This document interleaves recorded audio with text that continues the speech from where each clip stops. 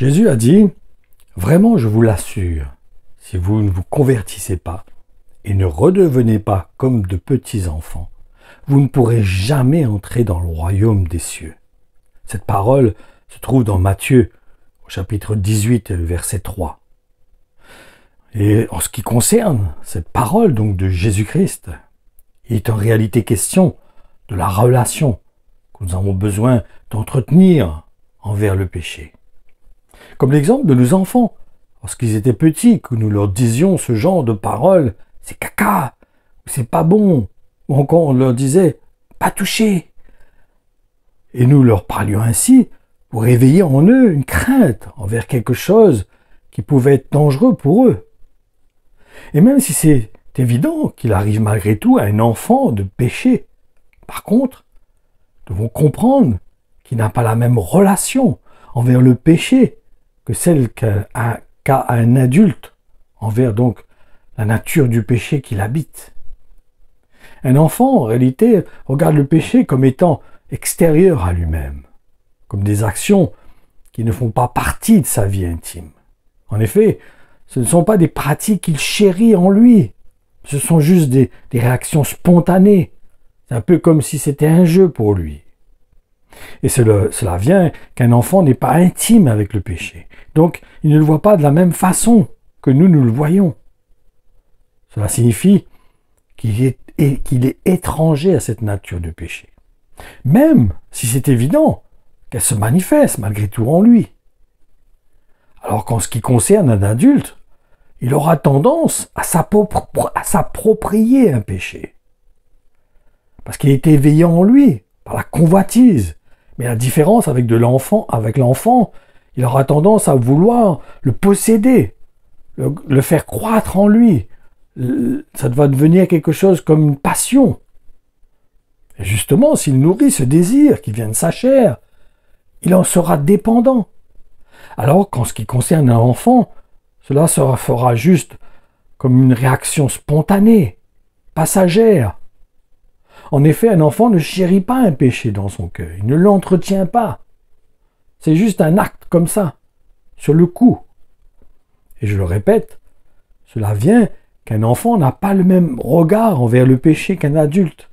Il n'est pas dans cette condition d'être attisé par le péché. Il ne fait pas cause commune avec le péché. Il ne fait que reproduire ce qu'il voit. Et c'est ce que l'apôtre Jacques nous explique dans son épître, au chapitre 1 et dans les versets 14 et 15. Il nous dit, voilà plutôt ce qui se passe. Lorsque nous sommes tentés, ce sont les mauvais désirs que nous portons en nous qui nous appâtent, nous séduisent et nous entraînent. Or, le mauvais désir, si nous lui cédons, conçoit et donne naissance au péché. Il donne naissance au péché. Ça veut dire, il y a notre nature de péché, mais quand on la laisse faire son œuvre en nous, c'est là que réellement Dieu la voit comme péché. Celui-ci, à son tour, une fois parvenu à son plein développement, engendre la mort. C'est ce qu'il nous explique. C'est ce que nous devons comprendre. C'est qu'à partir du moment que nous nourrissons le péché, que nous nourrissons la convoitise en nous, et que nous l'accaparons comme étant quelque chose qui nous appartient, c'est là que nous mourrons. Et la différence entre un enfant et un adulte, c'est que même s'il lui arrive de pécher, il ne le nourrit pas. Et je le répète, c'est parce qu'il n'est pas attaché au péché. Et cela, même s'il peut lui arriver de manifester la nature du péché qui est en lui, c'est normal. Mais il ne l'entretient pas.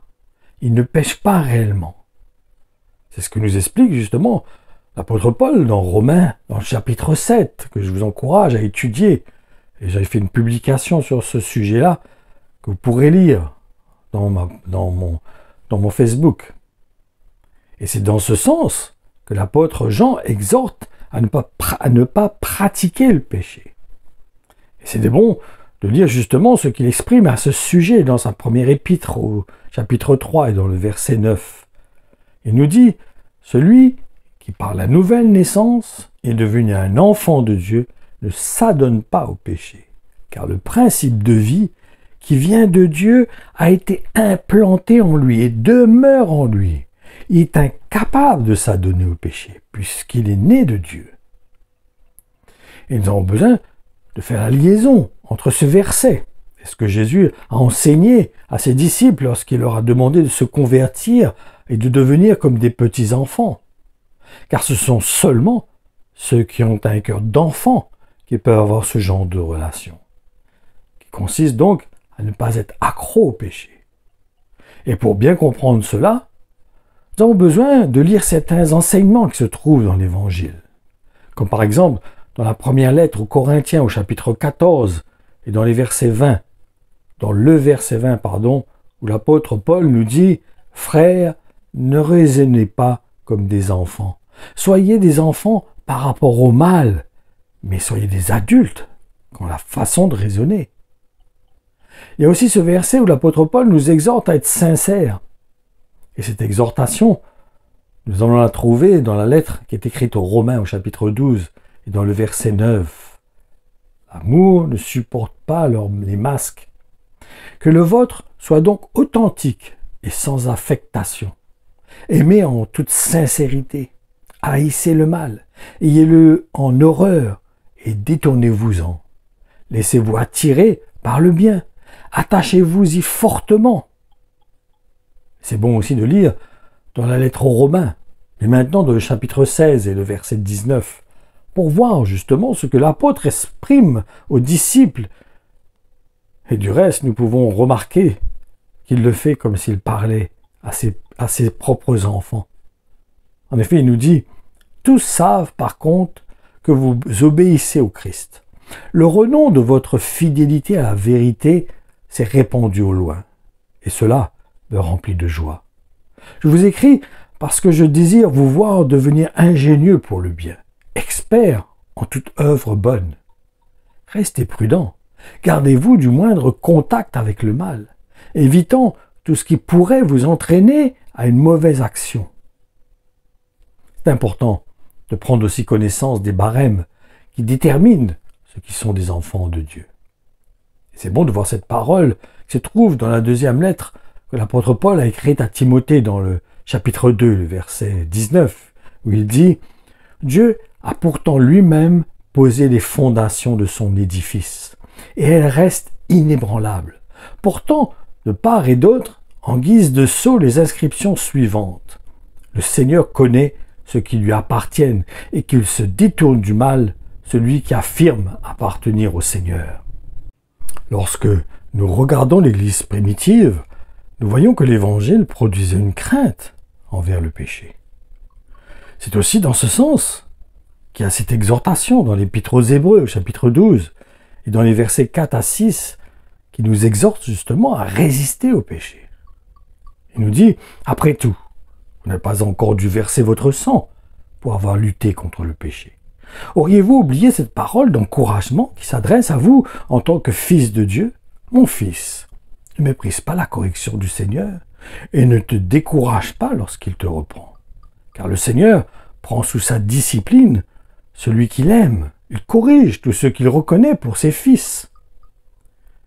Et c'est en se nourrissant d'Évangile que nous pourrons, nous aussi, entretenir cette condition qui consiste à nous comporter comme des enfants de Dieu. Ce qui demande à ceux qui sont devenus des disciples de Jésus-Christ de craindre le péché, en le regardant, comme je disais au départ, étant comme du caca, en disant berk, et donc il ne faut pas toucher. Et cela, même s'il peut nous arriver de jouer quelquefois avec, mais nous ne sommes plus attachés à lui. En effet, nous ne sommes plus dépendants du péché. Cette attitude qui consiste à l'entretenir. Et cela de la même façon que nous le faisions lorsque nous étions rebelles. En effet, nous ne sommes plus dépendants du péché. Dans cette attitude, il consistait avant de l'entretenir. Cela de la même façon donc que nous le faisions lorsque nous étions dans le monde, sans Christ. En effet, maintenant que nous avons fait de Jésus-Christ le Seigneur de notre vie, nous considérons la volonté de Dieu comme étant plus importante que celle qui est dictée par notre chair. En effet, et cela vient de ce que nous lui appartenons, et donc notre désir maintenant et de lui plaire. Parce que nous avons été enseignés qu'il est mort pour nos péchés, en devenant le sacrifice qui nous permet justement d'être pardonnés de nos péchés. Et c'est parce qu'il nous a rendus libres de la condamnation qu'exerçait la loi sur notre vie, que nous ne voulons pas fouler cette grâce, qui a donc été manifestée en Jésus-Christ. Bien au contraire, nous considérons ce qu'il attend de notre part, et qui consiste donc à suivre ses enseignements. Donc soyons comme des enfants, ayons la crainte du péché, ayons une crainte, une abjection du péché, un rejet. C'est pas quelque chose qu'on adhère facilement. C'est quelque chose qu'on sent comme deux aimants qui sont opposés, qui ne peuvent pas se coller ensemble. Soyons comme cet aimant qui fait face, qui n'arrive pas à s'adapter au péché. Il ne fait pas partie de sa vie, elle ne fait plus partie intégrante de sa vie. Ce n'est pas quelque chose qui chérit en lui. Au contraire, ça devient une abjection, quelque chose qu'il haït. C'est berk, caca. Je ne veux pas toucher à ça, ce n'est pas des choses que je dois toucher. Ce n'est pas des choses qui doivent demeurer en moi. Car cette crainte qui nous anime, que nous puissions vraiment rechercher à faire la volonté de Dieu. Que le Seigneur vous bénisse.